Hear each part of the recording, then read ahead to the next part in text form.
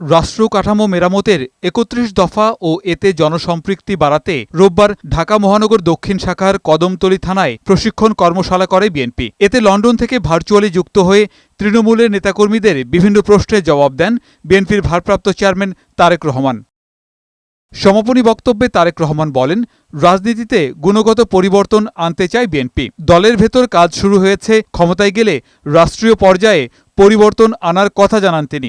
রাজনীতির গুণগত পরিবর্তন আমরা আনতে চাই, বাংলাদেশ জাতীয়তাবাদী দল আনতে চায়। শুধু দল না, দলের ভিতরে যেরকম আমরা পর্যায়ক্রমিকভাবে চেষ্টা করছি, একই সাথে আমাদের যদি সুযোগ হয় ইনশাআল্লাহ রাষ্ট্র পরিচালনা, তাহলে আমরা সার্বিকভাবে সেটি আনতে চাই এবং সেই জন্য আমরা দল মত নির্বিশেষে সমাজের প্রত্যেকটি মানুষের সহযোগিতা আমরা চাই। তিনি বলেন, জবাবদিহিতা না থাকায় ১৫ বছরে দেশে লুটপাট দুর্নীতি করেছে আওয়ামী লীগ সরকার। মানুষের ভাগ্য পরিবর্তনে নির্বাচনকে গুরুত্ব দেন তারেক রহমান।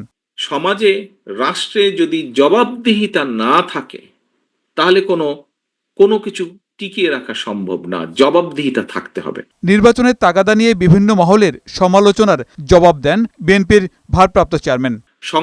সংস্কার বক্তব্য রেখে দয়া করে এই আলাপ দীর্ঘায়িত করবেন না। আপনারা আলাপ যত দীর্ঘায়িত করবেন, দেশ তত বেশি সংকটের মুখে পড়বে। আপনারা সংস্কার আলাপ যত দীর্ঘায়িত করবেন, দেশে তত ষড়যন্ত্রকারীরা ষড়যন্ত্র করার সুযোগ পাবে।